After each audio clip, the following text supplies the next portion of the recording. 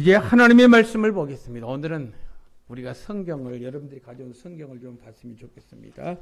누가복음 8장 40절에서부터 48절까지의 말씀입니다. 누가복음 8장 40절에서부터 48절. 자, 이 계시된 하나님의 말씀을 제가 봉독합니다. 누가복음 8장 40절에서부터 48절. 신약성경 105면이 되겠습니다. 누가복음 8장 40절에서부터 48절. 오늘 이 본문의 내용을 한번 잘 유심히 제가 봉독할 때 눈으로 잘 읽어주시기 바랍니다. 제가 봉독합니다. 예수께서 돌아오심에 무리가 환영하니 이는 다 기다렸음이로라. 이에 회당장인 야이로라 하는 사람이 와서 예수의 발 아래 엎드려 자기 집에 오시기를 간구하니 이는 자기에게 12살 된 외딸이 있어 죽어감이러라. 예수께서 가실 때에 무리가 밀려들더라. 이에 12예를 혈루증으로 앓는 중에 아무에게도 고침을 받지 못하던 여자가 예수의 뒤로 와서 그의 옷가에 손을 대니 혈루증이 즉시 그쳤더라. 예수께서 이르시되 내게 손을 댄 자가 누구냐 하시니 다 아니라 할 때에 베드로가 이르되 주여 무리가 밀려들어 미나이다. 예수께서 이르시되 내게 손을 댄 자가 있도다. 이는 내게서 능력이 나간 줄 알미로다 하신대. 여자가 스스로 숨기지 못할 줄을 알고 떨며 나와 엎드려 그 손 댄 이유와 곧 나은 것을 모든 사람 앞에서 말하니 예수께서 이르시되 딸아 내 믿음이 너를 구원하였으니 평안히 가라 하시더라. 아멘. 여러분, 오늘 본문의 말씀인 누가복음 8장은 총 56절로 구성이 되어 있는데 이 8장에는 실로 많은 이야기들이 들어 있습니다. 8장 1절에서부터 3절까지 말씀을 보면 예수께서 여러 성과 마을을 두루 다니시면서 하나님 나라를 선포하시고 악귀들을 쫓아내시며 많은 병을 고치신 이야기가 시작이 되고 있습니다. 그리고 4절 위에 보면 그 유명한 씨 뿌리는 비유와 그 설명에 대해서 기록하고 있고 22절 이하의 말씀을 보면 예수님께서 풍랑이는 갈릴리 호수를 찬장케 하신 이야기가 기록이 되어 있으며 26절에서부터 39절까지 말씀을 보면 거라사에 귀신 들린 사람의 이야기가 기록이 되어 있습니다. 그리고 오늘 본문이 포함된 회당장의 딸을 고쳐주는 이야기가 40절에서부터 56절까지 내용이 기록이 되어 있습니다. 한마디로 말해서 예수님은 각종 병든 자를 치유하셨습니다. 귀신 들린 자를 자유케 하셨습니다. 뿐만 아니라 풍랑이는 바다를 잔잔케 하시는 놀라운 능력의 주 되심을 친히 보여주셨습니다. 그리고 죽은 회당장 야이로의 딸을 고쳐주시는 기적을 누가복음 8장에 보면 자세하게 기록이 되어 있습니다. 이처럼 엄청난 주님의 역사 가운데에 오늘 제가 설교드리고 싶어하는 그러한 이야기가 살짝 그 내용 가운데 포함이 되어 있습니다. 그러니까 오늘 40절에서부터 56절까지 내용의 주 내용이 무엇이냐? 회당장 야이로의 딸을 고쳐준 사건이 기록이 되어 있는데 그 순간에, 그 중간에 조연의 이야기처럼 오늘 본문의 내용이 포함되어 있습니다. 그러니까 이 성경을 읽은 모든 사람들은 본문의 주인공을 회당장과 그의 딸이라고 말합니다. 오늘 40절 말씀에도 그렇게 기록이 되어 있지 않습니까? 예수께서 돌아오심에 무리가 환영하니 이는 다 예수님을 기다렸다. 그렇게 말씀하고 있습니다. 많은 무리들이 모였습니다. 예수님의 오심을 학수고대 기대했습니다. 그때 회당장인 야이로가 예수님의 발 아래 넙적 엎드렸습니다. 회당장이 누구입니까? 당시 권력의 실세요. 핵심부에 있던 사람 아닙니까? 그 누구보다도 영향력이 있는 사람이 바로 회당장입니다. 바로 그런 회당장이 자기의 모든 것을 다 내려놓고 예수님의 발 아래 엎드렸다라고 하는 사실입니다.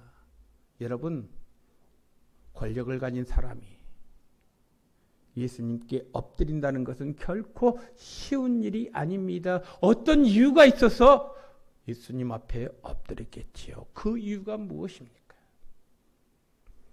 12살 된 자기의 애동딸이 죽어가는데 자기의 외딸을 살리기 위해서 주님 앞에 엎드렸던 것입니다. 예나 지금이나 자식의 문제라면 못할 것이 없는 것이 바로 부모 아닙니까? 어렵고 힘든 일을 당하면 자기의 모든 것을 다 내어주고서라도 그 문제를 해결하려고 하는 것이 부모의 마음 아닙니까? 당시에 최고의 힘과 권력을 가진 회당장이 자기 자신의 모든 것들을 다 내려놓고 예수님께 특별히 부탁을 합니다. 예수님께서도 그 상황의 중요성을 아셨습니다. 그리고 급한 발걸음으로 회당장 야이로의 집에 가고 있는 그 중간입니다. 외딸이 죽어가기 때문에 예수님의 발걸음도 청청걸음으로 긴박하게 걸어갔을 것입니다. 그런데 그 도중에 놀랍게도 한 여인의 이야기가 등장합니다. 오늘 42절 말씀 보십시오. 이렇게 기록이 되어 있습니다. 이는 자기의 12살 된 외딸이 있어 죽어감이라 예수께서 가실 때 무리가 밀려들더라. 여러분, 저는 오늘 본문의 말씀을 묵상하면서 이런 질문을 해봅니다. 이 여인의 이야기가 얼마나 중요하길래 지금 죽어가고 있는 회당장 야이로의 집으로 가는 예수님의 발걸음을 멈추게 했을까?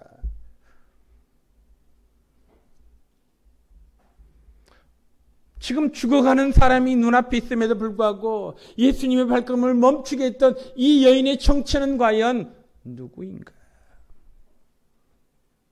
여러분, 저는 오늘 절망과 고독 가운데 몸부림치는 한 여인을 만나게 됩니다.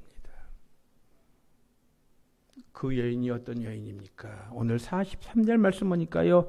이에 12해를 혈루증으로 앓는 중에 그렇게 기록이 됐습니다. 12년 동안 혈루증을 앓는 여인입니다. 혈루증이란 아래로 피가 끊임없이 흘러내리는 고질적인 부인병을 말합니다. 당시 의학이 발달하지 아니했던 시대에 이 병에 걸렸다는 것은 그야말로 치명적입니다. 여자의 나이가 몇 살인지 알 수 없지만 아마도 좋은 시절을 질병과 싸우면서 보냈을 것임이 분명합니다. 12년 동안 끊임없이 혈루증으로 고생했으니까 말입니다. 백방으로 수소문해서 용하다는 병원은 모두 찾아다녔을 것입니다. 그러나 아무런 소용이 없었습니다. 성경 다른 부분에 보면 오히려 의원들에게 많은 괴로움을 받았다라고 기록이 되어 있습니다. 12년이라는 긴 세월 동안 어느 누구도 상상할 수 없는 고통을 이 여인은 안고 삶을 살았습니다. 결국은 자기가 가지고 있던 재산도 다 날렸을 것입니다. 자기의 재산을 다 날려도 그 병이 고침받았다면 그래도 괜찮았을 것입니다. 그런데 병은 회복되지 않습니다. 병은 점점 더 심해졌습니다. 12년 동안 고생한 이 여인. 그런데요, 그 여인의 입장에서 본다면 이 혈류증을 앓고 있는 이 여인은 또 한 가지의 고통이 있었습니다. 어떤 고통인 줄 아십니까, 여러분? 수치스러움입니다. 질병은 다 괴롭고 힘든 것이지만 말할 수 없는 수치를 안겨주는 것들이 있습니다. 예를 들어서 팔다리가 부러지거나 누구에게나 일어날 수 있는 질병이라면 그래도 마음의 고생은 덜할 것입니다. 그런데 여러분, 혈루증은 겉으로 잘 드러나지 않습니다. 정작 당사자가 말하지 않으면 다른 사람은 잘 모릅니다. 요즘처럼 옷이 많아서 자주 갈아입을 형편도 안 됩니다. 사막 지역이라서 물이 매우 귀하므로 목욕도 자주 할 수 없는 형편입니다.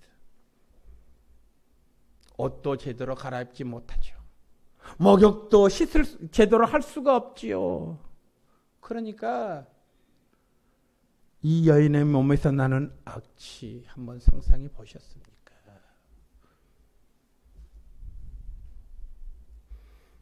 그러니까 이 여인에게 다가오는 수많은 수치스러움들. 그런데 이 수치스러움도요, 견딜만 합니다. 수치스러움보다 더 심한 어려움이 있습니다. 그것이 무엇입니까? 바로 왕따 당했다는 소외감입니다. 레위기 15장에 보면 유출병에 대한 규례가 나와 있습니다. 이 병에 걸리면 부정한 여인으로 취급합니다. 따라서 성전에 나가서 예배를 드릴 수가 없습니다. 가족과 함께 살 수도 없습니다. 그 사람이 저처간거나 만인 사람은 다 부정한 것이 됩니다.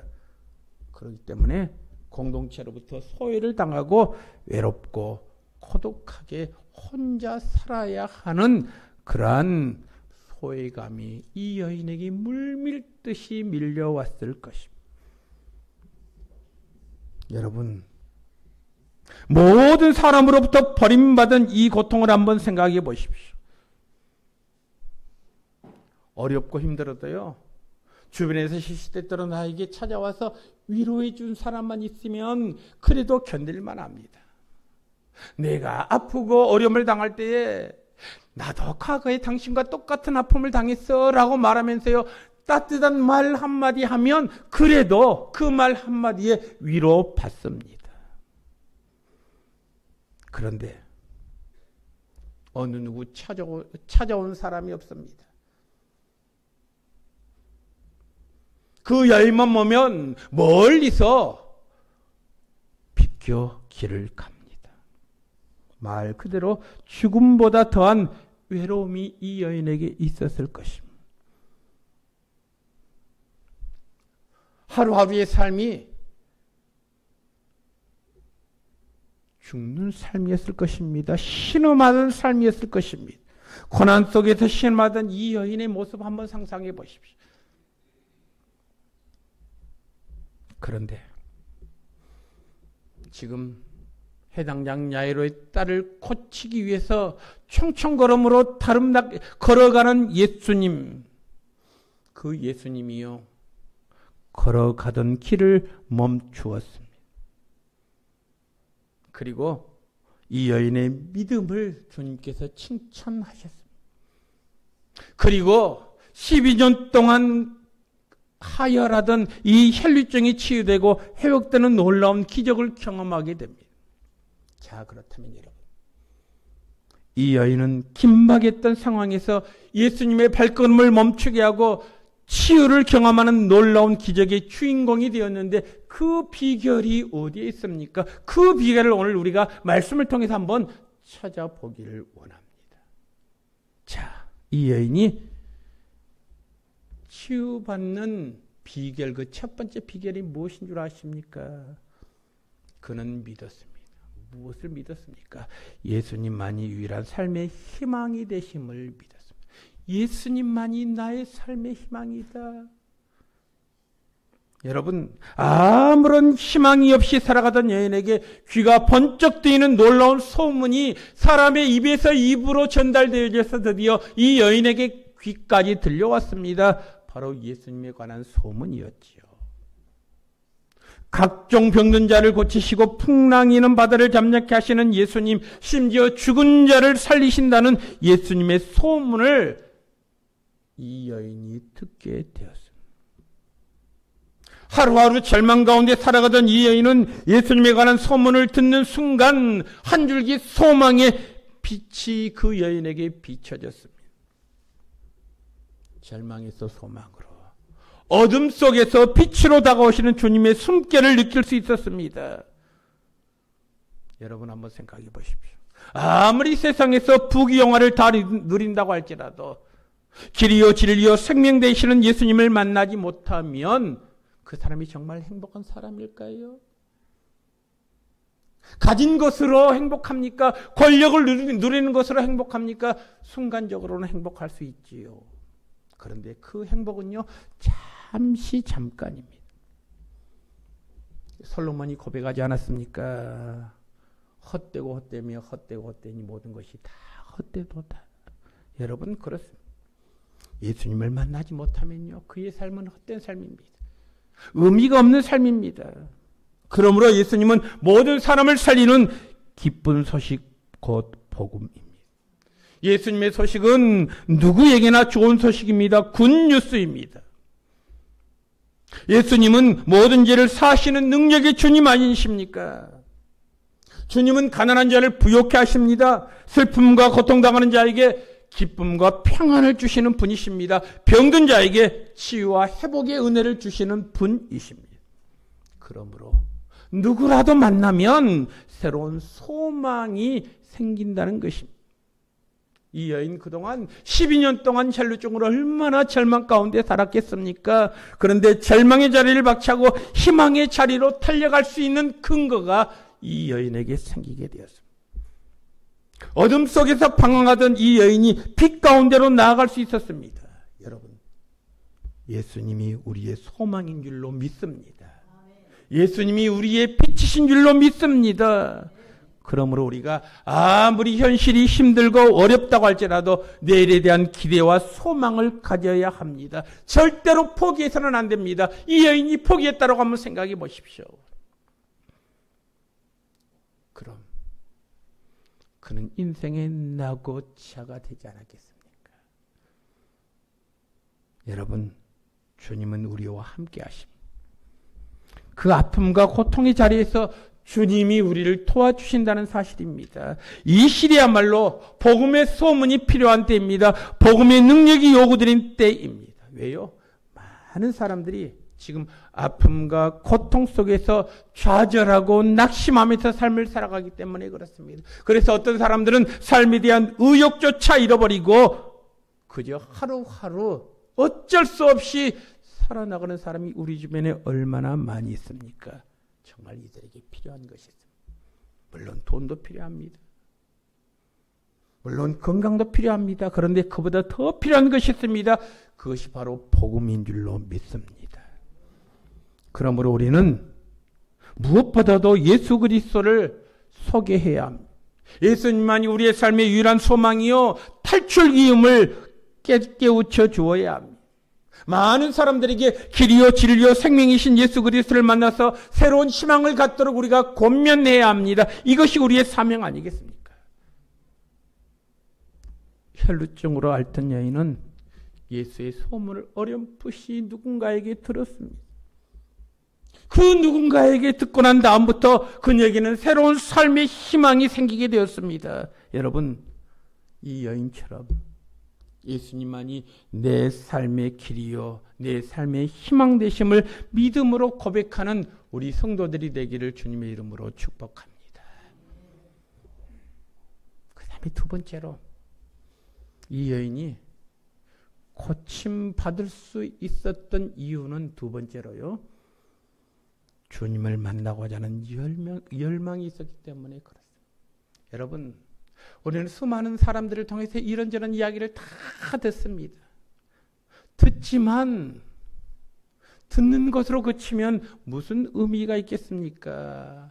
이 여인은 예수님의 소망을 듣고 만나기를 학수고대했습니다. 만나고 싶은 열망이 있었습니다.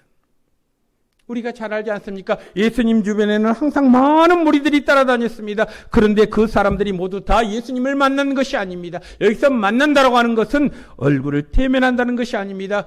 지나가는 예수님을 보고 환호하는 것이 아닙니다. 예수님을 인격적으로 만났느냐, 예수님을 인격적으로 만나는 경험을 했느냐라는 의미의 말씀입니다. 많은 사람들이 예수님을 따라다니면서도 예수님을 인격적으로 경험하지 못했습니다. 그 모습을 보시고 예수님께서 자기를 따르는 무리들을 향해서 뭐라고 말씀하셨습니까? 목자 없는 양같이 방황하는 이들이라고 안타깝게 여기셨습니다. 목자 없는 양같이 방황하는 이들, 왜 그렇습니까? 많은 무리들이 예수님 주변에 몰려들었지만 예수님이 어떤 분이신가를 확실히 깨닫지 못하기 때문에 그렇습니다.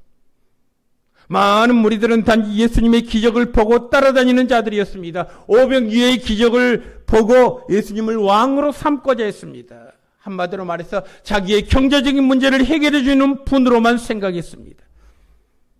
오늘날도 마찬가지입니다. 많은 사람들이 주일이 되면 교회에 옵니다. 하나님 앞에 예배를 드립니다. 그러나 모든 사람들이 주님을 만나고 기쁨과 감격을 누리는 것이 아닙니다. 몸은 교회에 왔지만 마음은 딴 곳에 있는 사람이 얼마나 많은지 모릅니다. 소망을 주시는 예수님을 만나지 못하고 그저 마당만 밟고 가는 사람들도 있습니다. 왜 그렇습니까? 주님을 만나고자 하는 열망, 그 열정이 사라졌기 때문 아닙니까? 예배란 살아계신 하나님을 만나는 은혜의 자리가 바로 예배 아닙니까? 내가 정성스러운 마음으로 준비하고 기대하고 갈망하는 것만큼 주님의 은혜와 축복이 내게 임하는 것 아니겠습니까? 의무감으로 주의 전에 나옵니까? 내가 직분자이기 때문에 주의 전에 나옵니까? 여러분, 물론 의무감으로도 나와야 합니다. 그러나 차원하는 마음으로, 열망하는 마음으로 나와야 합니다. 오늘 본문에 나오는 12년 동안 혈류증을 앓던 이 여인, 주님을 만나야 한다는 갈망이 있었습니다. 주님에 대한 소문을 듣고 그때부터 야, 네가 꼭 만나야 될 사람이다. 그 간절한 열망이 있었습니다. 만나도 그만, 안 만나도 그만이 아닙니다. 오늘 내가 주님을 만나지 못하면 마지막이다. 그런 간절함이 있었기 때문에 이 여인이요, 무리 속으로 뛰어들어간 것 아니겠습니까?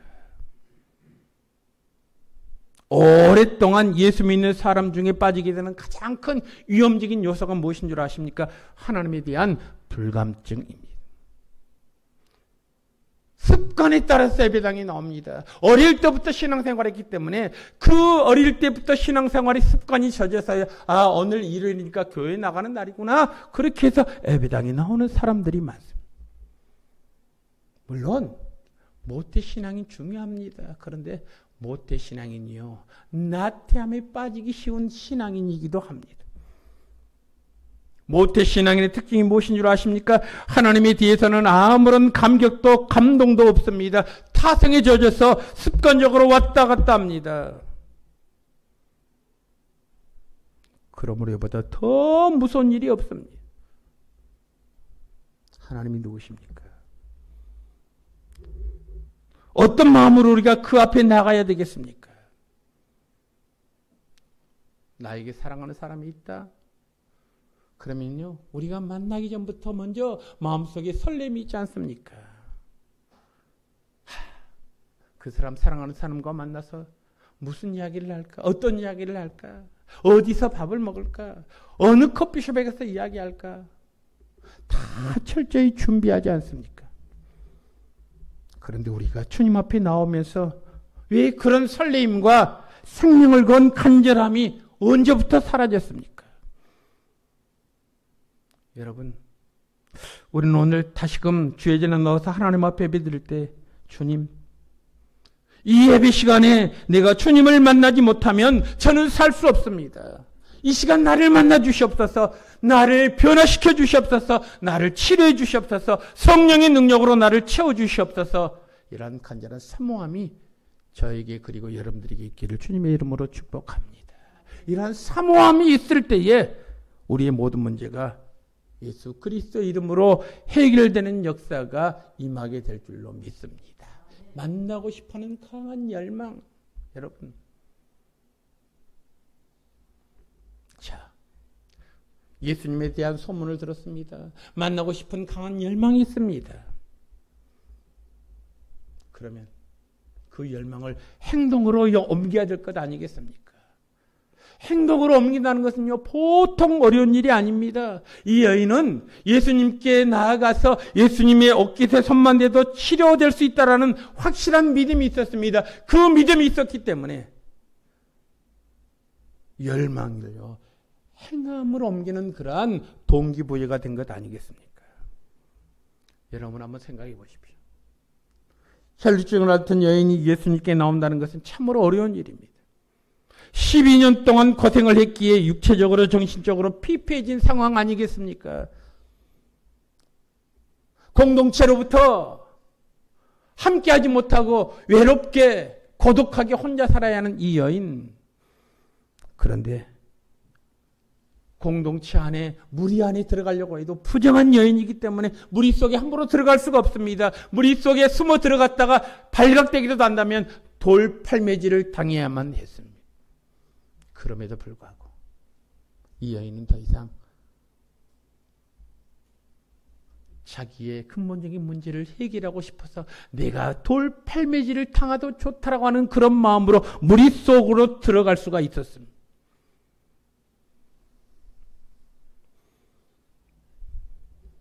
주님께 가까이 나아갔습니다. 내가 비록 부정한 여인이지만, 감히 주님 앞에 설 수 없는 죄인이지만 주님의 옷에 손만 대도 구원을 얻을 수 있다고 하는 그런 믿음이 이 여인에게 생겨났던 것입니다. 그래서 많은 무리들 속으로 헤치고 주님의 뒤로 왔습니다. 그때 주님이 이 여인을 찾으십니다. 뭐라고 찾으신 줄 아십니까? 내게 손댄 자가 누구냐? 내게 손댄 자가 누구냐? 주님께서 말씀하십니다. 이미 예수님은 누가 손을 댔는지 알고 물으신 것입니다. 그런데 아무런 영문도 모르는 제자들은요, 다른 말을 합니다. 뭐라고 말합니까?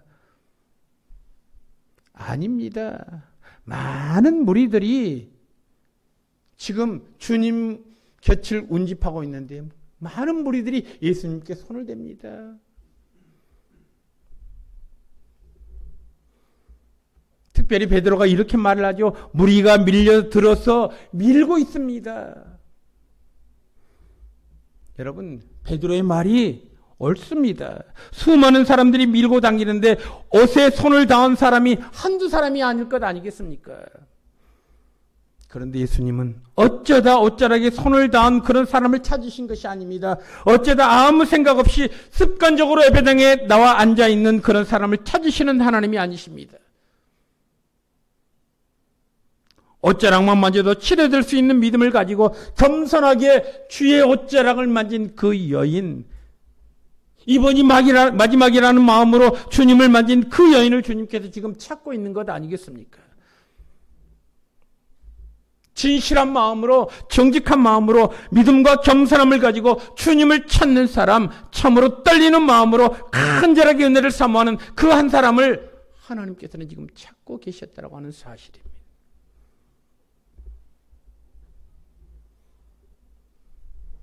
여러분, 이 한 여인의 믿음이 바쁘게 가시는 예수님의 발걸음을 멈추게 했습니다. 그 주변에 있는 제자들조차도 눈치채지 못했습니다. 그런데 예수님은 이미 그 여인을 다 알고 계셨습니다. 이 여인의 믿음을 보시고 주님께서 이렇게 말씀하십니다. 48절에 이렇게 말씀합니다. 예수께서 이르시되 딸아 내 믿음이 너를 구원하였으니 평안히 가라 하시더라. 이 여인을 가리켜서 주님께서 뭐라고 말씀하십니까? 딸아 그렇게 말씀하십니다. 딸아 내 믿음. 어떤 믿음입니까? 다른 사람이 볼 때는 감히 주님 앞에 나아갈 수 없는 그러한 시간입니다. 상황입니다. 혈루증을 앓고 있는 여인이라면 주변에 있는 사람들이 돌을 들어서 돌 판매질을 해도 아무런 그런 양심의 가책을 받지 않는 그러한 상황입니다. 그런데 주님을 향한 열망이 있었습니다. 12년 동안 내가 말 못할 고생을 했는데 이번 기회 아니면 내가 평생 혈루증으로 고생할 수밖에 없다. 그래서 믿음을 가지고 주님 앞에 나온 것 아니겠습니까? 똑같은 내용이 기록된 마가복음 5장 34절 말씀에 보면요, 한마디가 더 추가됩니다. 내 병에서 놓여 건강할지어다. 그랬습니다. 너가 다시금 건강하게 될 것이다. 주님께서 말씀하셨습니다. 이 여인은 주님의 옷깃에 손을 대는 순간 혈류의 근원이 마르는 축복이 그녀에게 임했습니다. 스스로 몸에 피가 그친다는 것을 본인 자신 스스로가 느낄 수 있었을 것입니다.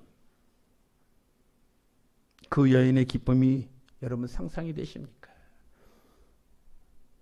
12년 동안 절망 속에서 살았던 여인이 새로운 희망이 열렸습니다. 이런 역사가 언제 일어났습니까? 주님의 옷가에 손만 대도 나올 수 있다는 믿음으로 나아갈 때에 이 놀라운 희망을 경험하게 되었다고 하는 사실입니다. 하나님의 사랑하시는 성도 여러분, 오늘 또 이 여인의 믿음으로 주님의 은혜를 사모하는 자에게 주님의 능력이 임하게 될 줄로 믿습니다. 자, 그럼 여러분들에게 한번 묻고 싶습니다. 오늘 여러분들에게도 이런 희망과 기대가 있습니까? 나의 얽히고 설킨 많은 문제를 해결하는 그러한 문제에 해답이 있느냐는 것입니다. 우리는 신앙생활 합니다. 교회 다닙니다. 그런데 문제는 믿음이 적다는 것입니다. 하나님께서는 우리 믿음의 그릇에 따라서 역사하시는 분이십니다. 하나님은 우리의 외적인 조건이나 직분에 따라서 역사하시지 않습니다. 믿음의 그릇에 따라서 역사하시는 분이십니다. 12년 동안 절망 가운데서 있던 이 여인을 회복시킨 비결이 어디에 있습니까? 바로 믿음입니다. 많은 사람들은 그녀를 혈루증 환자로 보았습니다. 그런데 주님은 그녀의 믿음을 보셨습니다. 사람들은 항상 부정적으로 사람을 봅니다. 안 된 것만 골라서 이야기합니다. 그래서 우리는 절망하고 좌절하지 않습니까? 사람들을 만나면요, 너는 안 돼, 못해, 할 수 없어. 너가 가지고 있는 돈이 무엇이 있느냐? 너가 머리가 좋느냐? 이런저런 이야기로 우리를 낙심케 만듭니다. 절망하게 만듭니다. 삶의 의욕을 꺾어버립니다. 그런데 주님은요, 할 수 없는 것을 할 수 있도록 은혜를 베풀어 주시는 분이십니다. 하나님의 사랑하시는 성도 여러분, 주님은 가던 발걸음을 멈추고 이 여인을 향해서 따라 불러주셨습니다. 지금 예수님은 해당장의 딸을 살리는 것이 가장 시급한 일입니다. 가장 중요한 일입니다. 어느 누구도 주님의 발걸음을 멈추게 할 수 없는 긴급한 상황 가운데 있습니다. 그런데 예수님은 해당장의 딸보다도 이 여인의 열망과 믿음을 더 소중히 보셨다는 것입니다. 여러분, 이 말씀 속에서 우리에게 한번 적용해 볼까요? 어쩌면 우리는 이 세상에서 혈루증을 앓고 있는 그러한 여인과 같지 않습니까? 내가 하던 일로 말미암아 근심 걱정 가운데 있지 않습니까? 우리는 풀리기를 원합니다. 해결되기를 원합니다. 그런데 풀릴 때 하면서도 막힌 그러한 우리들의 모습 아닙니까?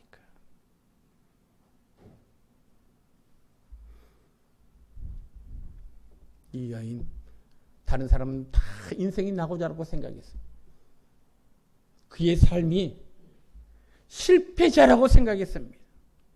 그래서 공동체 안에 들어오지 못하도록 했습니다. 외딴 곳에서 쓸쓸하게 절망하면서 좌절하면서 낙심하면서 인생을 포기할 수밖에 없는 상황이었습니다. 그런데 한 줄기 소망의 빛을 그녀는 들었습니다. 그 소망의 빛을 듣자 그녀는 만나고 싶은 그런 간절함이 있었습니다. 그 만나고 싶은 간절함이 열망이요, 행함으로 옮기게 되었습니다. 그래서 주님을 만났던 것 아닙니까? 주님을 만나서 만날 수 없는 그런 조건이었지만 주님을 만나자, 정면으로 만나지 못하고 주님의 뒤에서 주님의 옷자락이라도 만지면 내가 고침받을 수 있다라고 하는 그런 믿음의 확신이 있었기 때문에 아무도 모르게 주님 뒤로 와서 예수님의 옷자락에 손을 댔다. 그렇게 성경은 말씀하고 있지 않습니까? 이 여인에게는 확실한 믿음이 있었습니다. 내가 주님의 옷가에 손만 대도 나올 수 있다라고 하는 믿음이 있었습니다. 주님은 이런 사모하는 자에게 만나주시고 은혜를 베풀어 주시는 분이십니다. 하나님이 사랑하시는 성도 여러분, 우리는 주님께 우리의 소망을 두어야 합니다. 주님만이 내 인생의 유일한 희망이심을 우리는 고백해야 합니다. 용기를 내어서 믿음으로 주님의 옷자락을 만지는 그러한 믿음의 행함이 있기를 간절히 원합니다. 그래서 여러분, 주님께서 이렇게 말씀하셨습니다. 마지막 48절 말씀 보십시오. 예수님께서 이르시되 딸아, 내 믿음이 너를 구원하였으니 평안히 가라. 그동안의 삶이 얼마나 절망의 삶이었습니까? 얼마나 고통의 삶이었습니까? 얼마나 소외감 가운데 삶을 살았겠습니까? 이제 편안히 가라는 그 문제가 해결되었다는 것입니다. 여러분, 우리의 삶 가운데 이런저런 일로 인해서 고통 가운데 있는 분 계시죠? 어려움 가운데 있는 분 계시죠? 해결될 듯 될 듯 하면서도 해결되지 않는 그런 마지막 퍼즐을 맞추지 못하는 그런 분들도 계시죠. 오늘 이 본문 말씀을 통해서 우리가 다시 한번 주님의 음성을 듣기를 원합니다. 주님에 대한 소문을 들었습니까? 주님을 만나고 싶은 열망이 있어야 되고 그 열망이 행함으로 옮겨짐으로 말미암아 문제가 해결받는 그러한 놀라운 역사가 우리 천국의 모든 성도들에게 그리고 저에게 임하기를 주님의 이름으로 축복합니다. 오늘 본문 말씀을 다시 한번 볼까요? 내 믿음이 너를 구원하였으니 평안히 가라. 내 믿음이 너를 구원하였다. 내 병에서 놓여 건강할지어다. 주께서 말씀하십니다. 여러분, 내 믿음이 너를 구원하였다. 주님을 믿는 믿음, 주님을 사랑하는 믿음, 주님을 의지하는 믿음이 우리의 삶 가운데 지속적으로 우리의 삶 가운데 있어서 주님 때문에 우리의 마음이 평안해지고 기쁨으로 늘 감사함으로 하루하루 생활하는 복된 성도의 삶이 되기를 주님의 이름으로 축복합니다. 기도하겠습니다. 하나님 아버지 감사합니다. 오늘 본문의 말씀처럼 이 12년 동안을 혈루증으로 고생하는 여인, 남에게 감히 말하지 못하고 그녀에게 가까이 가면 악취가 나는 그런 여인이었지만, 그래서 버림받은 여인이었지만, 아무런 소망이 없는 여인이었지만, 주변 사람들이 예수에 대한 소문이 이 여인에게까지 들려오자 그는 더 이상 좌절하지 아니하고 주님을 만나고 싶은 강한 그런 마음이 생기고 열망이 생겨서 주님을 만났던 내용을 우리가 말씀을 통해서 깨닫게 하시오니 감사합니다. 하나님 아버지 간절히 기도드렸기는 우리의 삶이 아버지 하나님 주님을 만나는 삶이 되기를 원합니다. 인격적으로 주님을 만나는 삶이 되기를 원합니다. 하나님 아버지 마음으로 믿고 입으로 시인하여 하나님의 자녀가 되는 놀라운 은혜가 우리에게 있게 하시고 아버지는 우리가 직분으로 구원받을 수 없지만 믿음으로 구원받을 수 있다는 사실을 다시금 말씀 속에서 깨닫게 하여 주시옵소서. 성령 하나님께서 우리와 늘 항상 함께 하시고 지키시고 인도해 주실 줄로 믿습니다. 복의 복을 다하여 주옵소서. 모든 말씀을 우리 주 예수 그리스도 이름으로 기도드리옵나이다. 아멘.